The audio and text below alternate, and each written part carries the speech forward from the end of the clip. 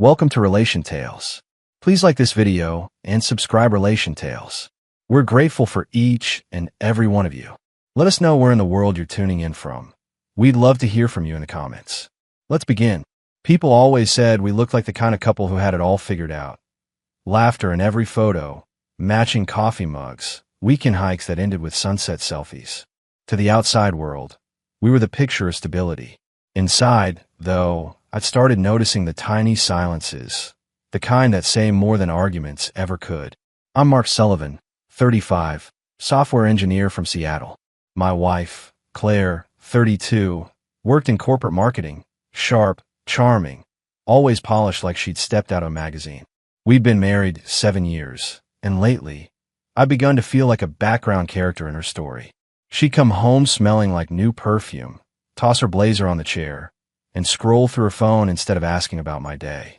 I'd joke to lighten the air. You talk to that thing more than you talk to me. She'd smile, distracted. Deadlines, babe.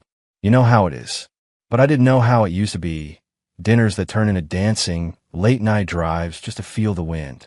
Now, she slept with her phone face down, and her laugh had a rehearsed rhythm to it. One Thursday evening, she leaned against the kitchen counter, eyes darting between me and her buzzing phone. "The company's planning a quick business trip," she said casually, stirring her coffee. "A team workshop, just 2 days." "Where to?" I asked. "San Diego." Her answer came too fast. "Just routine stuff." I nodded, pretending not to notice the flicker of guilt in her eyes. She talked about presentation decks and marketing pitches, but her tone felt hollow, like she was reading lines from someone else's script. That night, after she packed, I found myself staring at her side of the closet. Empty hangers swayed like ghosts in the soft lamplight. Something inside me whispered that this trip wasn't about work. But I brushed it off, because loving someone means you want to believe them. The next morning, she kissed me goodbye. Her lips were warm, but her eyes, they were distant. I watched her drive away, that familiar blue sedan shrinking into the drizzle. Hours passed. Work was a blur. I kept checking my phone out of habit. No message. No update. Then, around lunchtime, a notification blinked across my screen. New post from Alex Turner, Claire's coworker. Curiosity made me open it. The photo loaded slowly, 2 glasses clinking under the golden California sun. A caption read, "Making deals, making memories." There was no team, no workshop, no name tags or boardroom smiles. Just Claire and Alex. Her hand rested on his arm. His grin said everything words couldn't. My heartbeat pounded in my ears. For a moment, I just stared, not in disbelief, but in recognition. This was the confirmation my gut had been whispering for weeks. I didn't explode. I didn't call. I simply commented, for words that carried more weight than any argument could. "Hope the project's productive." Within minutes, the post vanished. Her account went private, and I just sat there, coffee cooling in my hand, silence pressing heavy against my chest, knowing the woman I built my life around had already chosen someone else. But I wasn't going to confront her. Not yet. Because betrayal deserved more than anger. It deserved strategy. The night after I saw that photo, the apartment felt colder than usual. The hum of the refrigerator, the ticking clock, everything echoed louder in her absence. I sat in the dim light of our living room, scrolling through old pictures of us, smiling, laughing, kissing under fireworks. Every memory suddenly felt staged, like a movie I'd been too naive to realize wasn't real. I could have called her right then. I could have asked, "Who's Alex?" But confrontation gives power to the guilty. So I decided to stay silent and watch. The next morning, I texted her casually. "Hey, how's the trip going?" She replied, "Long day of meetings, but it's going well. Miss you." That one message made me laugh bitterly. The same woman who just smiled at another man under the sun was pretending to miss me. The acting was almost admirable. I started connecting the dots. Her new perfume, her constant smiles at her phone, the late nights. I even remembered the strange dinner she had with the team 2 weeks ago, the one where she came home hours late, hair slightly undone, eyes glazed in guilt. So I did what any man with a wounded heart but steady hands would do. I started gathering proof. That weekend, I logged into our shared credit card statement, and there it was. Hotel reservations in San Diego, 2 nights, 1 room. Her name, his name, same confirmation number. Dinner charges at a beachfront restaurant. Wine, dessert, 2 entrees. I felt something inside me shift. Not anger this time, but clarity. Claire didn't just make a mistake. She made a choice. And now, I was going to make mine. But revenge, real revenge, wasn't about shouting or slamming doors. It was about calm precision. For days, I went on like normal. I sent her good morning texts, cracked jokes, and even told her to take some rest after the big trip. She replied with little hearts and fake affection, unaware that I'd already begun setting the stage. I called my lawyer friend, Chris, a quiet, no-nonsense guy I trusted. Hypothetically, I said, trying to sound casual, if someone's spouse was cheating, what would be the best legal approach? He paused. Hypothetically, huh? I didn't laugh. He sighed. All right, gather evidence quietly. Don't let emotions ruin your leverage. You play it smart, and you walk away with everything. That advice stayed with me. So, I installed a discrete data recovery tool on our home computer. Within an hour, I had access to her hidden folder, a folder named Campaign Files. Inside, screenshots of flight, itineraries, private photos, even messages between her and Alex. The words cut deep. Wish you were here. Can't wait to see you again. Don't worry, Mark's too busy to notice. Too busy to notice? The irony nearly made me laugh out loud. I'd spent years working hard to give her comfort. Late nights, cancel vacations, extra shifts. Also, she could have the kind of life that apparently wasn't enough for her anymore. That night, I watched one of her videos, her laughing with him at a rooftop bar. The skyline glowed behind them, her hair whipping in the wind. She looked happy, too happy. And that was the moment I realized something important. My revenge wasn't about hurting her back. It was about showing her what she threw away. The next morning, I acted as if nothing had changed. I made her coffee, texted her sweetly, and even asked about her presentation. She told me it went amazing. I smiled, because while she was on her little getaway, I'd already made a few phone calls to her company's HR department, to the firm's executive board, and finally, to the hotel where she'd stayed. All it took was a polite inquiry, a fabricated expense dispute, and suddenly her secret wasn't so secret anymore. I didn't leak the photos. I didn't need to. Corporate gossip travels faster than any message. Within 48 hours, her affair wasn't just a private sin. It was a professional scandal. By the time she returned home, I'd already packed half my things and sent her a calendar invite. Dinner, 8 p.m. Let's talk. She arrived looking exhausted, makeup smudged, carrying the weight of guilt and consequence in her eyes. Mark, she started softly, there's something I cut her off, calm but sharp. Save it. I already know. Her face froze. Know what? About San Diego. About Alex. About the team meeting that somehow only included the two of you. She went pale.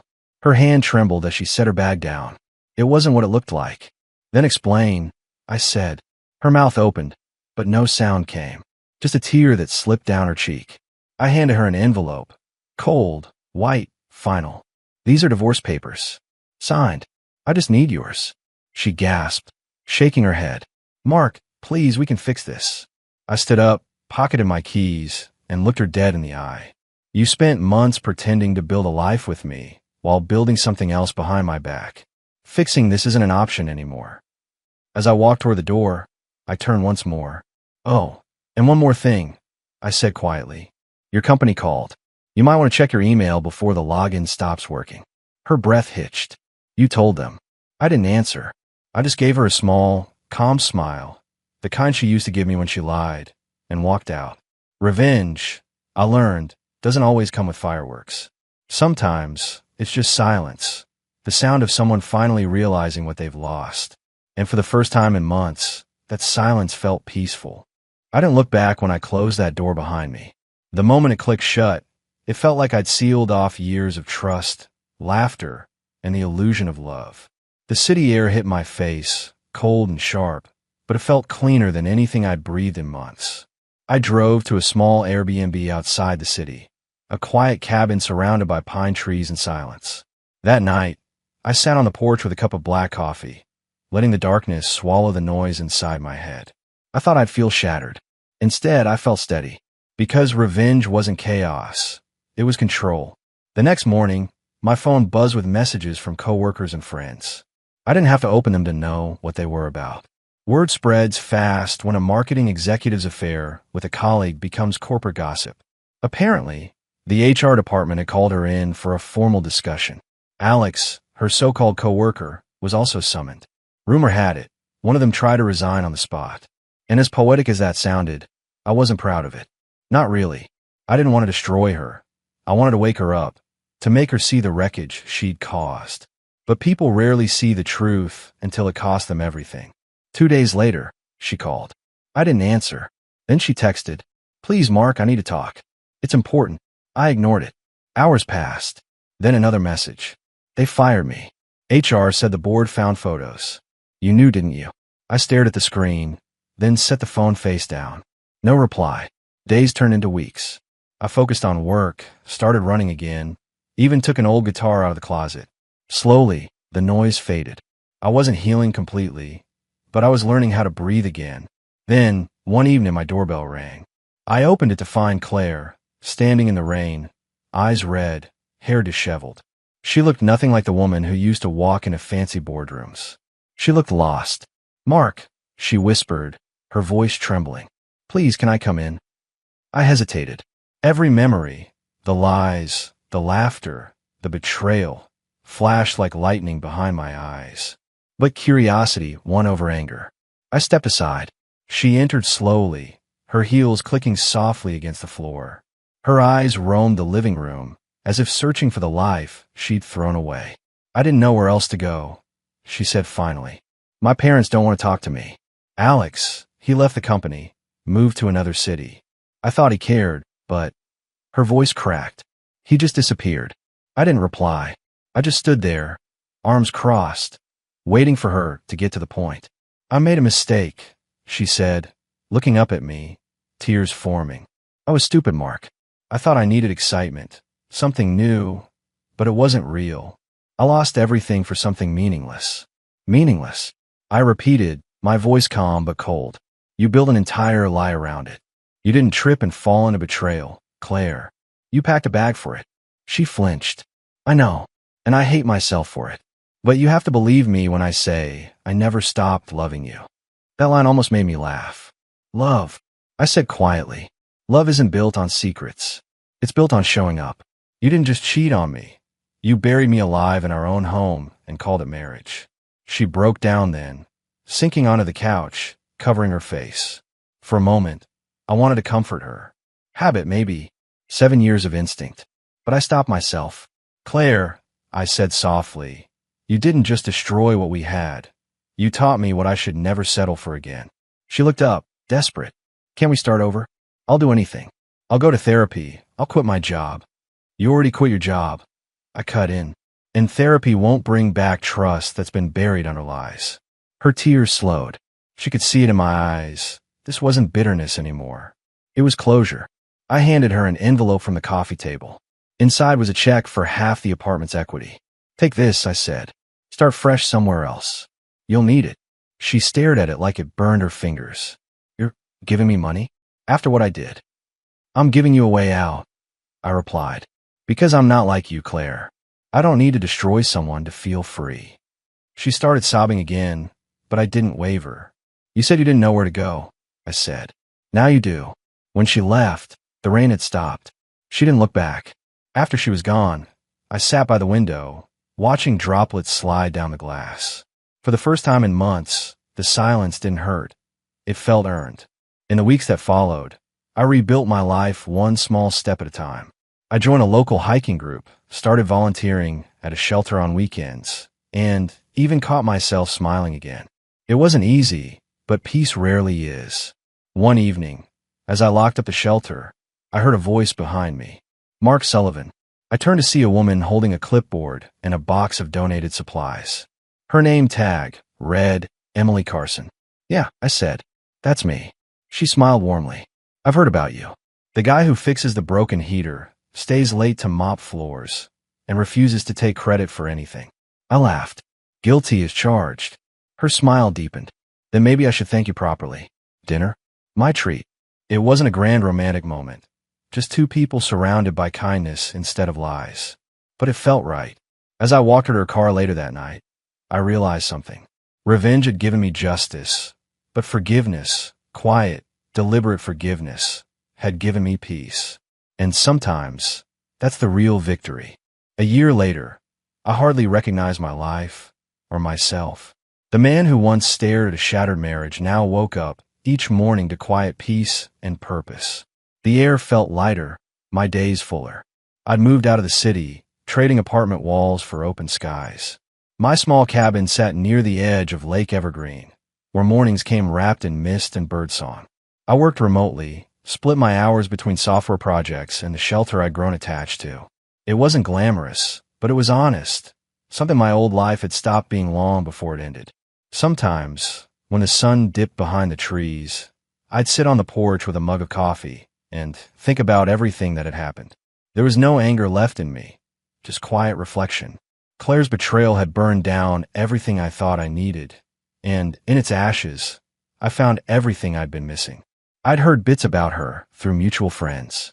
After the affair was exposed, she'd left town, stayed with her sister for a while, tried to rebuild. The company she'd once bragged about working for never took her back. Alex disappeared completely. Rumor was he took a job overseas. I never confirmed it. I didn't need to. There's a strange peace in not knowing. One crisp autumn morning, I drove into town to grab groceries. As I stepped into the store, I spotted a familiar figure by the produce section. Long brown hair tied up, face thinner, eyes tired but softer. It was Claire.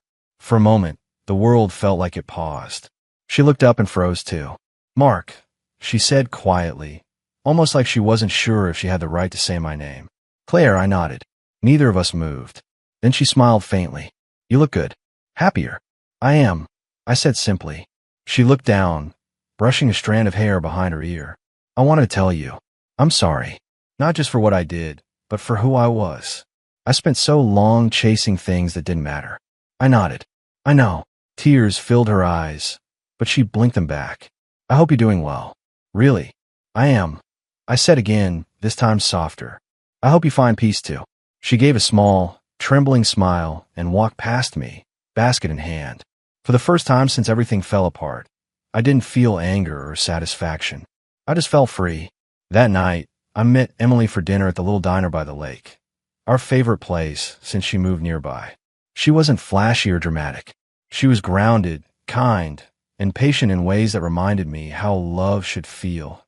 Calm, not chaotic. As we sat across from each other, laughter filling the space between us, she reached for my hand. "You okay?" she asked gently. I smiled. "Yeah, I finally closed a chapter today." She tilted her head, curious. "You saw her?" "Yeah," I said. And for the first time, I didn't feel the need to prove anything. Emily squeezed my hand. "That's when you know you've healed."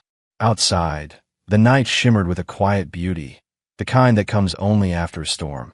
I realized then that revenge hadn't been the ending of my story. It was just a turning point, the painful push I needed to rebuild my life from the ground up. Claire had taught me what betrayal looked like. But Emily, she was teaching me what peace felt like. As we walked along the lakeside later, hand in hand, I looked up at the stars and finally understood. Sometimes losing everything isn't punishment. It's permission to start again, wiser, steadier, and stronger than before. And that's exactly what I did.